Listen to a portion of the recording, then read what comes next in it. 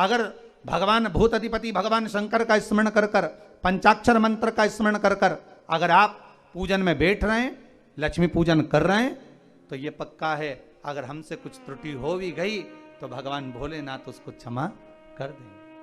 और माता से निवेदन करना, हे लक्ष्मी मैया, हे वैभव लक्ष्मी, हे माता अष्टलक्ष्मी, हे माँ संतान लक्ष्मी, धान्य लक्ष्मी, वैभव लक्ष्मी, प्रतिष्ठा लक्ष्मी, यश लक्ष्मी, कीर्ति लक्ष्मी, आरोग्य लक्ष्मी, संतान लक्ष्मी, हे माँ ऐसी कृपा करिए, आप हमारे घर से रुष्ट होकर ना जाइएगा। ये घर, ये परिवार, ये सब आपका है, सब आपका है, ये किसी दूसरे का नहीं। मां पूजन करते समय माता लक्ष्मी से जरूर कहें, मां 4 साल हो गए, 2 साल हो गए, ये 2 वर्ष जो ये कोरोना महामारी में गए हैं, ये वर्ष जो बेकार निकल गए हैं, मां हो सकता है आप हमसे रुष्ट हो गई हो, पर आज क्षमा मांगकर अपने घर में आप प्रवेश करिए। मां आइए हमारे घर में, आप पधारिए। मां महाराज कितना सुंदर संवाद है। एक साहूकार की बेटी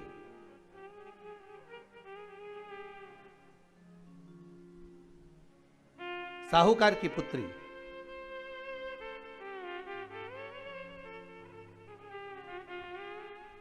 पीपल के वृक्ष के नीचे, बेलपत्री के वृक्ष के नीचे, आंवले के वृक्ष के नीचे प्रत्येक अमावस्या को दीप लगाने जाती थी। उसका नियम था।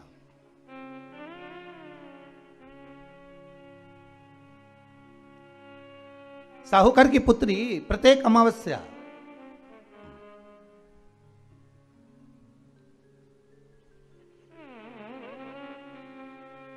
तीन दीप, एक बेलपत्री के नीचे, एक आंवले के नीचे, एक पीपल के नीचे लगाने जाते। महाराज आज नारायण ने कृपा कर दी, और क्या कृपा करी कि आज सरस्वती, पार्वती और लक्ष्मी तीनों इन वृक्षों के नीचे जाकर विराजमान हो गए। पार्वती मैया तो पहले से ही बेलपत्री के नीचे है,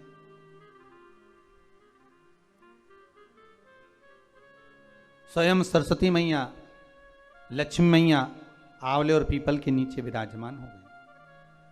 अब आज तीनों देवियों में बात हो रही है, आज तीनों देवियों में चर्चा हो रही है कि यदि आज अगर कोई दीप लगाने आया और पहला दीप जिसका लगेगा, तो ये पक्का है कि मैं लक्ष्मी उसके घर में प्रवेश करूंगी।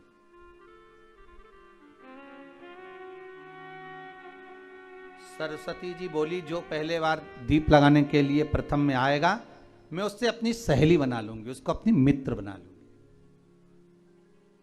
पार्वती जी बोली, जो प्रथम दीप लगाने आएगा, पार्वती जी कहती हैं, मैं भगवान शिव से कहकर उनका कल्याण करवा दूंगी। अब ये साहूकार की बेटी, वो साहूकार जो कहने का तो साहूकार था, धन पूर्व में बहुत था, पर अब इसके पास में कुछ भी नहीं बचा था। देखिए, सुख दुख तो जीवन में चलता रहता है। आज सुख है, कल दुख है, फिर दुख है, फिर सुख है, ये जीवन में चलता रहता है। भगवान ने दिया, हो सकता है पूर्व में आपके पास में खूब धन होगा, वैभव होगा, सत्ता होगी, फैक्ट्रियां भी होंगी, दुकान भी होगा, धंधा भी होगा, पानी भी होगा, सब कुछ, सारी सत्ता आपके पास में होगी, पर समय की घड़ी किसने देखी है साहब? कौन देखा घड़ी को, कौन देखा पल को? इसीलिए कहते हैं ना, बार बार कहते हैं, तेरा पल पल बीता जाए, मुख से जप ले नमः शिवाय, ओम नमः शिवाय, ओम नमः शिवाय। बड़ी मुश्किल से मिलता है। घड़ी, पल, समय, नक्षत्र कब बदल जाए किसको मालूम है? आज साहूकार के जीवन में था साहूकार कहने का, पर धन नहीं था, वैभव नहीं था, सब समाप्त हो गया था, कहीं पैसा चले गया, लग गया। महाराज बेटी ने वही दीप तैयार करे। दीपावली की अमावस्या नहीं थी, पर दूसरी जो अमावस्या थी उस अमावस्या पे उसने दीप लगाया। जैसे ही दीप लगाया, 3 देवियों ने आवाज लगाई, अरे सखी सुनो तो। साहूकार की बेटी बोली, किसकी आवाज आ रही है? अरे सखी सुनो तो। सखी ने कहा, क्या बात है? आवाज आई, 3 सुंदर स्त्रियां, बड़ी सुंदर युवती बनकर, सुंदर आभूषण वस्त्र पहनकर बैठी हुई थी। एक ही जगह पर तीनों बैठी हुई हैं। इसी को त्रिवेणी कहते हैं महाराज। जो त्रिवेणी का जो वृक्ष होता है, उसमें 3 त्रिवेणी का जो वृक्ष होता है उसमें दिए लगाने का बड़ा महत्व होता है, तो इसी को त्रिवेणी कहते हैं। तीनों बैठी हुई थी। अब तीनों बैठी, आवाज लगाया, हम आपको सहेली बनाना चाहते, सखी बनाना चाहते, आप हमारी सहेली बनेंगी? अब इस साहूकार की बेटी को लगा, ये तो बहुत पैसे वाली दिख रही हैं, धनपति दिख रही हैं, और मैं तो गरीबड़ी, और ना जाने में अगर इनकी सखी बन गई तो फिर इनको क्या मुझे देना पड़ जाए, कोई भरोसा है? इसलिए शास्त्र कहता है कि मित्र भी बनाओ तो सोच समझ कर बनाओ। मित्र भी बनाओ तो सोच समझ कर बनाना। ज्यादा धनपति मित्र बन गया तो मन में आएगा कि जब ये घर आएगा तो इसको घृत का भोजन तो कराना ही पड़ेगा, घी का भोजन तो कराना ही पड़ेगा। इसलिए मित्र भी बने तो ऐसा बने कि जो आपके सम्मुख में हो, उसको धन और वैभव से मतलब ना हो, उसको सत्ता से मतलब ना हो, आप उसको केवल आप से मतलब, आपकी मित्रता से मतलब। साहूकार की बेटी ने कहा, मैं आपको कल बताती हूं, मेरे पिताजी से पूछूंगी मैं आपको मित्र बनाऊं कि ना बनाऊं। ठीक है, चली घर पहुंची। पिताजी, मुझे 3 सखियां मिली हैं, एक सरस्वती है, एक पार्वती है और एक लक्ष्मी है। अच्छा, पीपल, आंवला और बेलपत्र तीनों वहां विराजमान। अच्छा, क्या कह रही हैं? सखी बनाना चाहती। पिताजी ने कहा, बन जाओ सखी, सखी बनने में दिक्कत क्या है, बनो।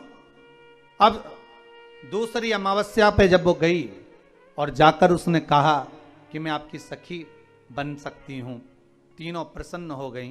तो उसमें से एक सखी माता लक्ष्मी ने कहा कि चलो आज तुम हमारे घर चलो, हम तुम्हारा सम्मान करना चाहते हैं। सखी को माता लक्ष्मी अपने घर ले गई।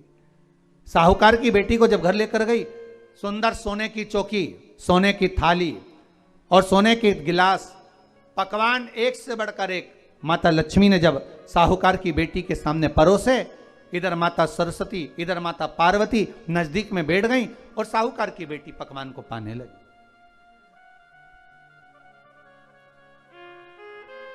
साहूकार की बेटी पकवानों को पा रही है, भोजन ग्रहण कर रही है। अब भोजन करने के बाद साहूकार की बेटी चली गई। अब जाते से ही माता लक्ष्मी जी ने कहा, सुनो सखी, अगली जो अमावस्या आ रही है, आपको मालूम है वो कौन सी अमावस्या है? नहीं। कहा, दीपमालिका, दीपावली की अमावस्या, आपको मालूम है? ओहो, पर एक बात हम आपको कहें। लक्ष्मी जी बोली, एक बात हम आपको कहें। हाँ बोलिए। हम चाहते हैं इस अमावस्या को आप हमारे घर आई हो, अगली अमावस्या को हम आपके घर आना चाहते हैं। क्या आप हमें बुलाएंगी? सखी ने कहा, साहूकार की बेटी बोली, अगर आपका मन है आने का तो आप आओ, मना नहीं है। साहूकार की बेटी हूं मैं। लक्ष्मी जी ने मन में सोचा, ठीक है, तैयारी करो। आज साहूकार की बेटी घर पहुंची तो पिताजी ने पूछा, बेटी आज बहुत देर हो गई तुझे आने में, कहां रह गई थी तू, कहां रह गई तू? बेटी कहती है, 3 सखियों के घर गई थी, आने में देरी हो गई, पर मेरी सहेली माता लक्ष्मी जी कह रही हैं कि अमावस्या के दिन मैं तुम्हारे घर में आऊंगी। तो पिताजी ने कहा उसमें क्या दिक्कत है, तैयारी करो। तो पिताजी घर में अपने खाने के लिए तो कुछ नहीं, तो माता लक्ष्मी को क्या खिलाएंगे। कई लोग कहते हैं कि दीपावली पे ना तो हमारे यहाँ घी है, ना हमारे यहाँ तेल है, ना हमारे यहाँ कपास है, ना हमारे यहाँ पर मिठाई बन रही है, ना हमारे यहाँ अच्छे वस्त्र हैं, हम क्या पहने माता लक्ष्मी को रिझाने के लिए। परशु महापुराण की कथा कहती है अगर आपका भरोसा, आपका विश्वास, आपकी दृढ़ता परमात्मा के चरणों में लगी है तो परमात्मा लक्ष्मी पूजन की व्यवस्था भी वही कर कर देगा कि लक्ष्मी जी का सम्मान कैसे करना, आदर कैसे करना है। घर में बच्चों का विवाह होता है, टेंशन आपको होता है, परमात्मा पर छोड़ दो, भगवान विवाह कराने वाला होगा, भगवान पाणिग्रहण संस्कार कराएगा, भगवान व्यवस्था करेगा, क्योंकि जन्म उसी ने दिया है तो मृत्यु भी वही देता है, जन्म उसी ने दिया है तो पाणिग्रहण संस्कार भी वही करा देता है। क्यों सोचना। साहूकार ने कहा बेटी तो इतनी जल्दी हिम्मत हार गई कि तेरे घर में कुछ नहीं है। गाय का गोबर ला, लीपन कर, घर को पोंछ, कचरा उठाकर बाहर फेंकिया। पिताजी घर में तो कचरा भी नहीं है कि जिसका प्रयोग करा जाए, कचरा उठाकर बाहर फेंकिया। चौक पिताजी चौक पूरने के लिए तो मेरे पास में कुछ है ही नहीं, जो दीवार पर पोत रही है वही मिट्टी को पोत दे, चौक पूर। उनके घर गई थी, सोने की चौकी पर सुंदर आनंदमय भाव से बिठाया है मुझे, सुंदर सोने की थाली में भोजन कराया है मुझे, अब मैं क्या दूं। पिताजी कहते हैं अगर लक्ष्मी आपकी सहेली अगर आ रही है, बड़ी धनपति है, तो व्यवस्था भी वही करेगी। अब लक्ष्मी तो जाने की तैयारी में, सरस्वती उनके साथ जाने की तैयारी में, पर माता पार्वती नहीं गई। माता पार्वती ने कहा आज मैं नहीं जाऊंगी। क्यों? आज मुझे अमावस्या का दिन है ना, इसलिए बेलपत्री के पेड़ के नीचे मुझे रहना पड़ेगा। तो माता पार्वती बेलपत्र के पेड़ के नीचे रुक गई। अब ये दोनों जाने के लिए तैयारी करी, लक्ष्मी और सरस्वती जाने लगी, साथ में उन्होंने गणेश जी को ले लिया, रिद्धि सिद्धि को ले लिया और साहूकार के यहाँ जा रही हैं। जैसे ही साहूकार के यहाँ जा रही थी, इतनी देर में माता पार्वती को लगा कि इसके पास में जिमाने के लिए, रखने के लिए कुछ नहीं है। माता पार्वती ने एक चील का रूप लिया और उड़ती हुई एक राजकुमारी के हार को, रतन जड़ित हार को लेकर मां पार्वती गई और साहूकार के घर में उस फेंक दिया। साहूकार के दरवाजे पर जैसे फेंका, बेटी ने झाड़ू लगाते समय देखा कि कचरा, ये हार कहां से आ गया। पिताजी को दिखाया, अल्लाह मैं जाऊं, और साहूकार लेकर गया हार को। जो सेठ को दिखाया, महाराज ये हार तो करोड़ों का है, कोई साधारण नहीं। धन मिला तो सबसे पहले जाकर एक सुंदर चौरंग लाया, पाटा लाया, उस पाटे पर सुंदर वस्त्र बिछाया और माता लक्ष्मी के आदर की तैयारी के लिए सुंदर सुंदर घर में पकवान बनने लगे साहब। और सुंदर सुंदर पकवान बने। जैसे ही लक्ष्मी घर में प्रवेश करी, सरस्वती प्रवेश करी, गणेश प्रवेश करे, रिद्धि सिद्धि प्रवेश करी, लक्ष्मी जी ने पहला संबोधन कहा, क्यों सखी, तू तो कह रही थी कि मेरे पास में कुछ भी नहीं, फिर इतना सारा सामग्री कहां से आ गई। सखी कहती है, मेरे पिताजी कहते थे जिसके मंदिर में दिया लगाया है, जिस वृक्ष के नीचे दिया लगा कर आई है, जहां जिस देवता को पूछ कर आई है, विपदा की घड़ी में वही देवता आकर खड़े होते हैं। ना जाने कहां से हार मिल गया, ना जाने कब प्रसाद बन गया।